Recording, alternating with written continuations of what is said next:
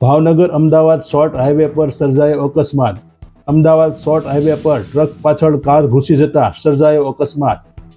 Car truck પાછળ અથડાઈ જતા કારમાં સવાર લોકોને પહોંચી ગંભીર ઈજા, જ્યારે એક વ્યક્તિનું ઘટના સ્થળ પર જ મોત નીપજ્યું, જેમાં સુભાષનગરમાં રહેતા સાગરભાઈ નામના વ્યક્તિનું મોત થયું, જ્યારે સરદારનગરમાં રહેતા વિરેલકુમાર મહેતા અને દેવાંગીબેન મહેતાને ઈજા પહોંચતા તેમને હોસ્પિટલ ખાતે ખસેડવામાં આવ્યા. હાઈવે પર અકસ્માતને પગલે મોટી સંખ્યામાં વાહનો એકઠા થઈ ગયા હતા. લોકો દ્વારા 108 અને પોલીસને જાણ કરાઈ. 108ની ટીમ બનાવ સ્થળે પહોંચી ઈજાગ્રસ્તોને હોસ્પિટલ ખાતે ખસેડાયા. પોલીસ દ્વારા અકસ્માતની ઘટનાને લઈને કાર્યવાહી હાથ ધરવામાં આવી હતી.